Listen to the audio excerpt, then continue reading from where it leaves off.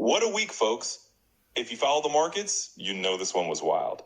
Big tech dropped earnings, the Fed cut rates again, the US and China agreed to a temporary truce, and OpenAI just opened the door to a future IPO. Oh, and Nvidia just became the first company in history to hit a $5 trillion market cap.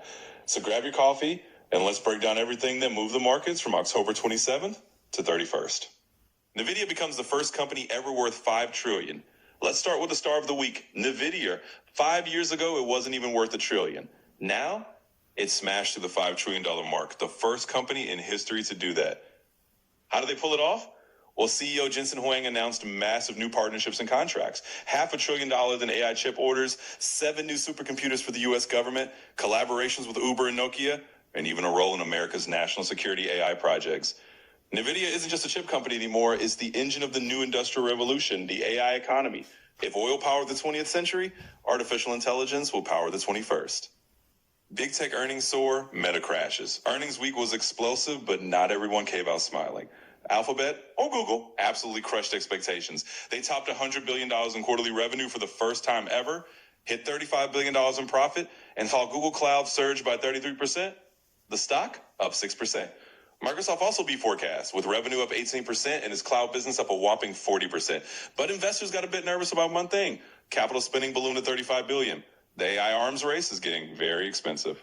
Now, Meta, yeah, that was rough. A one-time tax hit of $16 billion caused profits to plunge by 83%. And their massive AI spending definitely spooked investors. Zuckerberg promised to aggressively expand infrastructure, but the market basically said, no thanks. Shares dropped 9%. Meanwhile, Apple quietly kept on winning. Service revenue grew 15% to nearly $25 billion. Demand for the new iPhone 17 beat expectations, and their market cap officially crossed $4 trillion for the first time. The Fed cuts rates again.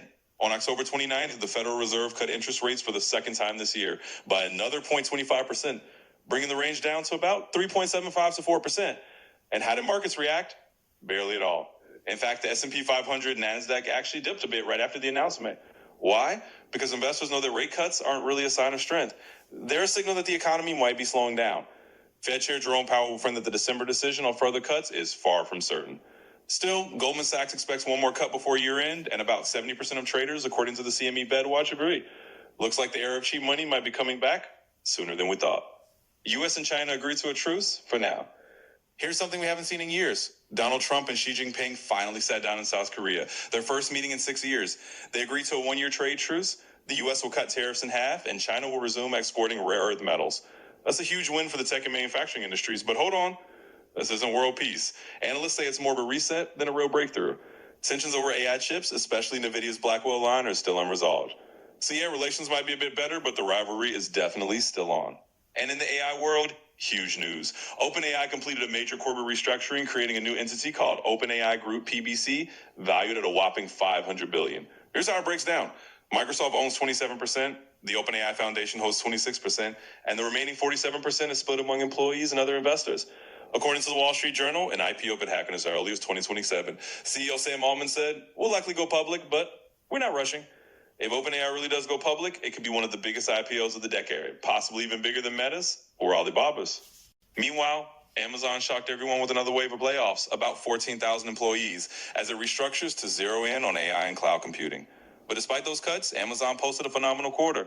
Earnings per share came in at $1.95 versus the $1.58 expected. Revenue hit $180 billion compared to the $177 billion expected. And AWS cloud revenue soared to $33 billion, crushing analyst estimates. The result, the stock surged 12%, hitting a May-time high of $250.50. Efficiency hurts, but it sure pays off.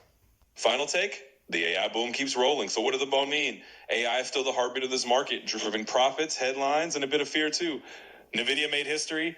Apple and Google keep on growing. Meta's burning cash, but betting big on the future. The Fed's loosening things up. And OpenAI might soon let us all buy a piece of the revolution. But the big question remains, are we in the middle of a brand new tech era, or are we standing right on the edge of an AI bubble? Drop your thoughts below.